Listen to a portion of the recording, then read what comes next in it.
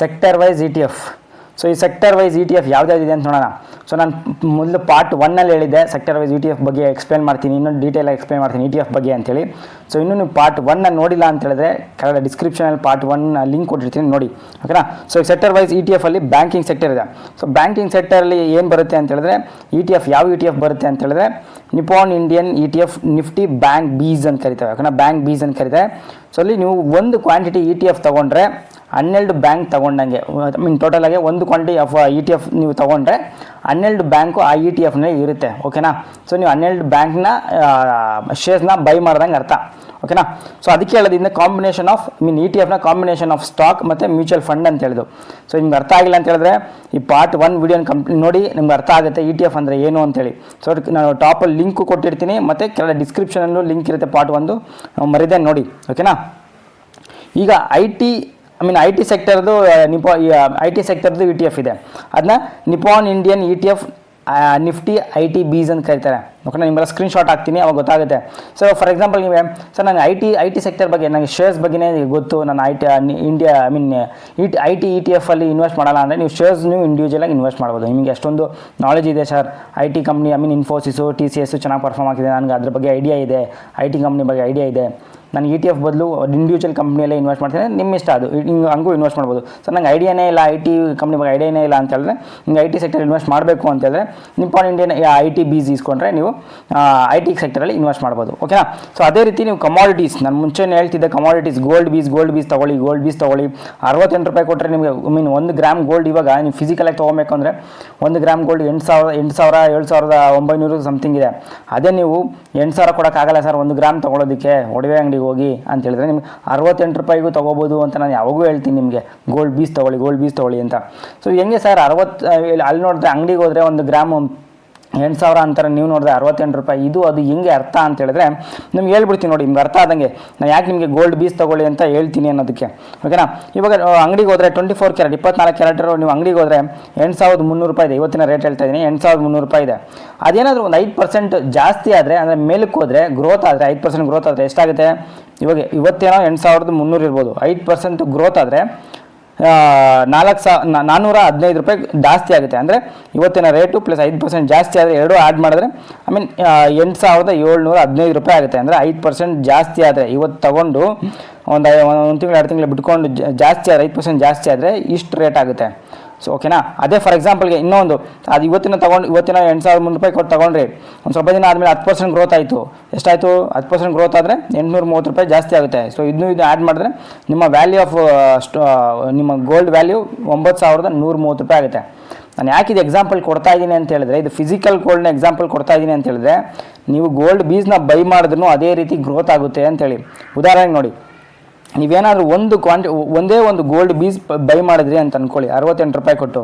So 10% ಮೇಲೆ ಹೋದರೆ ಎಷ್ಟಾಯಿತು 6.8 ರೂಪಾಯಿ ಜಾಸ್ತಿ ಆಯಿತು. ಸೊ ಇದನ್ನು ಆ್ಯಡ್ ಮಾಡಿದ್ರೆ 74 ರುಪೀಸ್ ವ್ಯಾಲ್ಯೂ ಆಯಿತು, ಓಕೆನಾ. ಒಂದು ತೊಗೊಂಡಿದ್ದಕ್ಕೆ ಎಕ್ಸಾಂಪಲ್ ಕೊಡ್ತಾ ಇದ್ದೀನಿ ನಿಮಗೆ.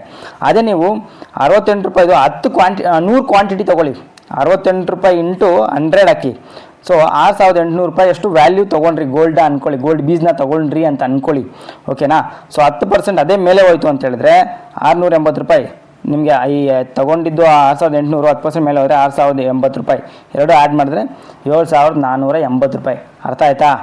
ಇಲ್ಲಿ ನೀವು ಫಿಸಿಕಲಾಗಿ ತೊಗೊಂಡ್ರೂ ಅದೇ ಗ್ರೋತೇ ಆಗೋದು, ಇಲ್ಲಿ ನೀವು ಗೋಲ್ಡ್ ಬೀಸ್ ತೊಗೊಂಡ್ರು 68 ರೂಪಾಯಿ ಕೊಟ್ಟು ಗೋಲ್ಡ್ ಬೀಸ್ ತೊಗೊಂಡ್ರು ಅದೇ ಗ್ರೋತ್ ಆಗೋದು.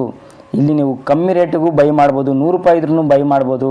ಇಲ್ಲಿ 1000 ನೀವು ಫಿಸಿಕಲಿಯಾಗಿ ಬೈ ಮಾಡಬೇಕು ಅಂದರೆ 24 ಕ್ಯಾರೆಟ್ ಗೋಲ್ಡ್ ಬೈ ಮಾಡಬೇಕು ಅಂದರೆ ಅಂಗಡಿಗೆ ಹೋದರೆ ನೀವು 100 ರೂಪಾಯಲ್ಲಿ ಚಿನ್ನ ಪರ್ಚೇಸ್ ಮಾಡೋಕ್ಕಾಗಲ್ಲ, ಓಕೆನಾ. ಓಕೆ, ಜಾಸ್ತಿ ಎಕ್ಸ್ಪ್ಲೈನ್ ಮಾಡಿಬಿಟ್ಟೆ ಅನಿಸುತ್ತೆ ಕಮಾಡಿಟಿ ಇ ಟಿ ಎಫ್ನ. ನಿಮ್ಗೆ ಅರ್ಥ ಆಯಿತು, ನಮ್ಗೆ ಅರ್ಥ ಆಗಬೇಕು ಅಂತ ನಾನು ಇಷ್ಟು ಕಂಪ್ಲೀಟಾಗಿ ಎಕ್ಸ್ಪ್ಲೈನ್ ಮಾಡ್ತಿದ್ದೆ, ಓಕೆನಾ. ಸೊ ವಿಡಿಯೋ ಚೆನ್ನಾಗಿರೋ ದಯವಿಟ್ಟು ಲೈಕ್ ಮಾಡೋದನ್ನ ಮರಿಬೇಡಿ, ಓಕೆನಾ. ನೆಕ್ಸ್ಟು 4ನೇದು ಇಂಟರ್ನ್ಯಾಷನಲ್ ಇ ಟಿ ಎಫ್ದು ಇದೆ. ಅಂದರೆ ಇಂಟರ್ನ್ಯಾಷನಲ್ ನಾವು ಅಮೆರಿಕಾದಲ್ಲಿ ಇನ್ವೆಸ್ಟ್ ಮಾಡಬೇಕು, ಫೇಸ್ಬುಕ್ಕಲ್ಲಿ ಇನ್ವೆಸ್ಟ್ ಮಾಡಬೇಕು, ಗೂಗಲಲ್ಲಿ ಇನ್ವೆಸ್ಟ್ ಮಾಡಬೇಕು ಅಂದ್ರೂ ಆಪ್ಷನ್ ಇದೆ ನಮ್ಮ ಇಂಡಿಯಾದಲ್ಲಿ. ಮೋತಿಲಾಲ್ ಓಸ್ವಾಲ್ ನ್ಯಾಸ್ಡ್ಯಾಕ್ ಅಂತ 100 ಇ ಟಿ ಎಫ್ ಅಂತಿದೆ, ಓಕೆನಾ. ಅಲ್ಲಿ ನೀವು ಇನ್ವೆಸ್ಟ್ ಮಾಡ್ಬೋದು, ಓಕೆನಾ. ನೀವು ಒಂದು 500 1000 ಎಷ್ಟೋ ಇದ್ದರೆ ಇನ್ವೆಸ್ಟ್ ಮಾಡ್ಬೋದು. ಸೊ ನೀವು ಆ್ಯಪಲ್ಲೇ ಕಂಪ್ನಿಯಲ್ಲಿ ಇನ್ವೆಸ್ಟ್ ಮಾಡಬೇಕು, ಗೂಗಲಲ್ಲಿ ಇನ್ವೆಸ್ಟ್ ಮಾಡಬೇಕು ಅಂದರೆ ನೀವು ಈ ಇ ಟಿ ಎಫ್ ತೊಗೊಂಡ್ರೆ ನ್ಯಾಸ್ಡ್ಯಾಕ್ ಇ ಟಿ ಎಫ್ ತೊಗೊಂಡ್ರೆ ನೀವು ಇನ್ವೆಸ್ಟ್ ಮಾಡ್ಬೋದು ಆ ಕಂಪ್ನಿ ಒಳಗಡೆ, ಓಕೆನಾ.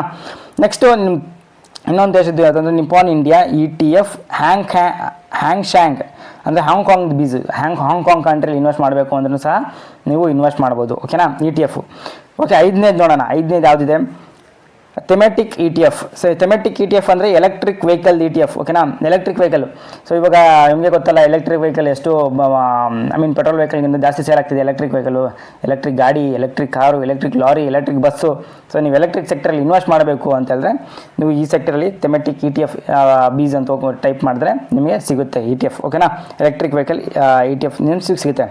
ಸೊ ನಿಮ್ಗೆ ETF ಅಂದರೆ ಅರ್ಥ ಆಗಿಲ್ಲ ಅಂತ ಹೇಳಿದ್ರೆ ಪಾರ್ಟ್ 1 ನೋಡಿ, ಡಿಸ್ಕ್ರಿಪ್ಷನಲ್ಲಿ ಲಿಂಕ್ ಕೊಟ್ಟಿರ್ತೀನಿ. ಓಕೆನಾ.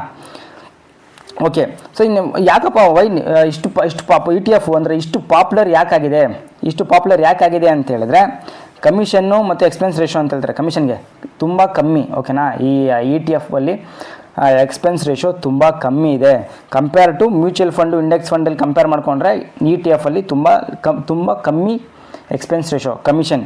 ಓಕೆನಾ, ಎಷ್ಟಿದೆಪ್ಪ ಅಂತ ಹೇಳಿದ್ರೆ ಈಕ್ವಿಟಿ ETF ಅಲ್ಲಿ 0.01 ಇದೆ. 0.01 ಇಂದ 0.1 ಅಷ್ಟು ಕಮಿಷನ್ ಇದೆ. ಡೆಪ್ ಸೆಕ್ಟರಲ್ಲಿ 0.01 0.03 ಇದೆ.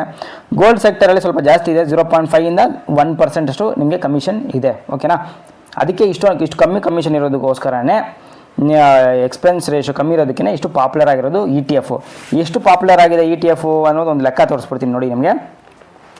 Number of ETFs in India ಅಂದರೆ 2011ರಲ್ಲಿ ಜಸ್ಟ್ ಬರೀ 33 ETF ಇತ್ತು. ಓಕೆನಾ, ETF ಸ್ಕೀಮ್ಗಳಿತ್ತು. ETF ಇವಾಗ ನಾವು ಐ ಟಿ ಬೀಸ್ ಅಂತೀರಿ, ಗೋಲ್ಡ್ ಬೀಸ್ ಅಂತೀರಾ, ಆ ಥರ ಡಿಫ್ರೆಂಟು ಬರೀ 33 ಇತ್ತು 2011ರಲ್ಲಿ. ಇವಾಗ ಈ 2022ರಲ್ಲಿ ಎಷ್ಟಾಗಿದೆ ಅಂತ ಹೇಳಿದ್ರೆ 150 ಆಗಿದೆ. ಓಕೆನಾ, ಅಷ್ಟು ಜಾಸ್ತಿ ETF ಸ್ಕೀಮ್ಗಳು ETF ಬೀಸ್ಗಳು ಬಂದಿದೆ.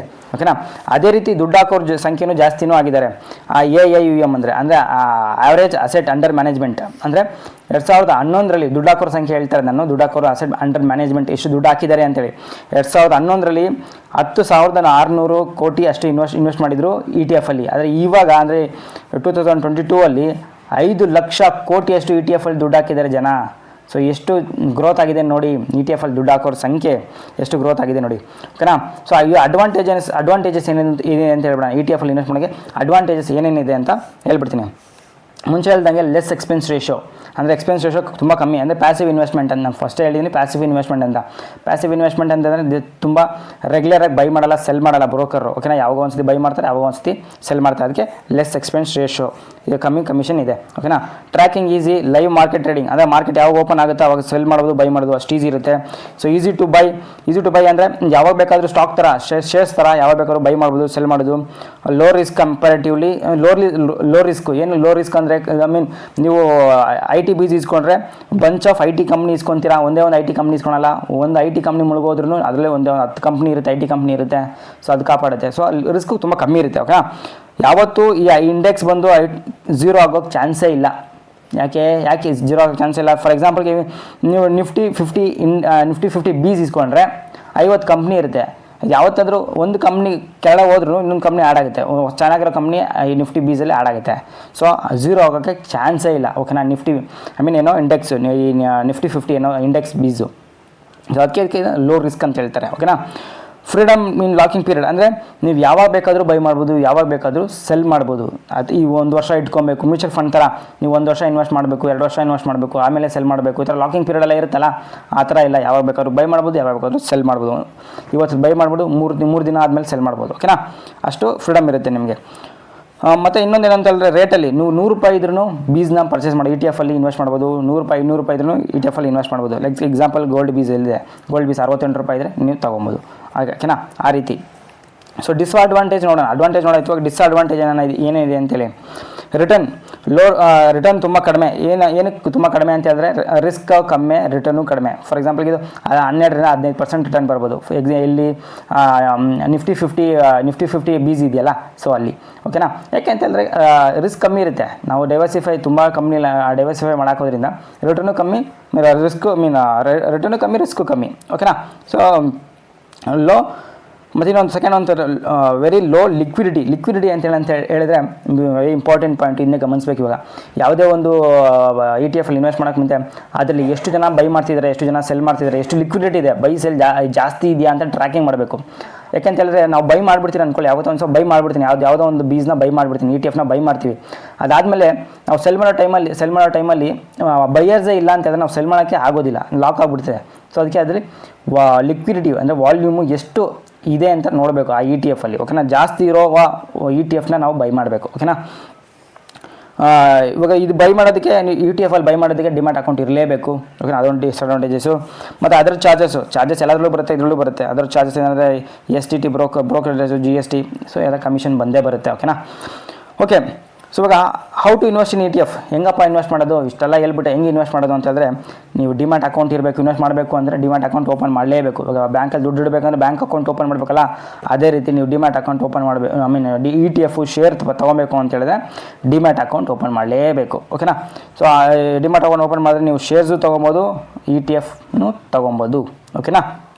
ಈಗ ಫ್ರೆಂಡ್ಸ್, ವಿಡಿಯೋ ಚೆನ್ನಾಗಿದ್ದರೆ, ನಿಮ್ಗೆ ಅರ್ಥ ಆಗಿದ್ದರೆ ದಯವಿಟ್ಟು ಲೈಕ್ ಮಾಡಿ, ಓಕೆನಾ. ನೀವು ಎಷ್ಟು ಲೈಕ್ ಮಾಡ್ತೀರೋ ಅಷ್ಟು ನನಗೆ ಸಪೋರ್ಟ್ ಮಾಡುತ್ತೆ, ಎಂಕರೇಜ್ಮೆಂಟ್ ಆಗುತ್ತೆ. ಮತ್ತು ಈ ವಿಡಿಯೋ ನಿಮ್ಗೆ ಅರ್ಥ ಆಯಿತು, ಚೆನ್ನಾಗಿತ್ತು ಇನ್ಫಾರ್ಮೇಷನ್ನು, ನಿಮ್ಮ ಫ್ರೆಂಡ್ಸ್ಗೂ ತಿಳಿಸ್ಬೇಕು ಅಂತ ಹೇಳಿದ್ರೆ ದಯವಿಟ್ಟು ಫ್ರೆಂಡ್ಸ್ ರಿಲೇಟಿವ್ಸ್ಗೆ ಶೇರ್ ಮಾಡಿ, ಓಕೆನಾ. ಸೊ ಈ ನಿಮ್ಗೆ ಈಗ ಕಮೆಂಟ್ ಮಾಡಬೇಕು ಅಂತಂದರೆ ಕಮೆಂಟಲ್ಲಿ ವಿಡಿಯೋ ಚೆನ್ನಾಗಿತ್ತು ಅಂತ ಅನಿಸಿದ್ರೆ ಕಮೆಂಟಲ್ಲಿ ಸೂಪರ್ ಅಂತ ಟೈಪ್ ಮಾಡಿ, SUPR ಸೂಪರ್ ಅಂತ ಟೈಪ್ ಮಾಡಿ. ಸೊ ನನ್ನ ಚಾನಲ್ ಇನ್ನೂ ಸಬ್ಸ್ಕ್ರೈಬ್ ಆಗಿಲ್ಲ ಅಂದರೆ ದಯವಿಟ್ಟು ನನ್ನ ಚಾನಲ್ನ ಸಬ್ಸ್ಕ್ರೈಬ್ ಆಗಿ ಇದೇ ರೀತಿ ನನ್ನ ಚಾನಲ್ನ ಸಪೋರ್ಟ್ ಮಾಡಿ ಅಂತ ಕೇಳ್ಕೊತಾ ಇದ್ದೀನಿ. So thanks for watching. ಇದೇ ರೀತಿ ನಾನು ಸಪೋರ್ಟ್ ಮಾಡಿ ಅಂತ ಕೇಳ್ಕೊತಾ ನೆಕ್ಸ್ಟ್ ವಿಡಿಯೋದಲ್ಲಿ ಮೀಟ್ ಆಗೋಣ. ಬಾಯ್, ಟೇಕ್ ಕೇರ್.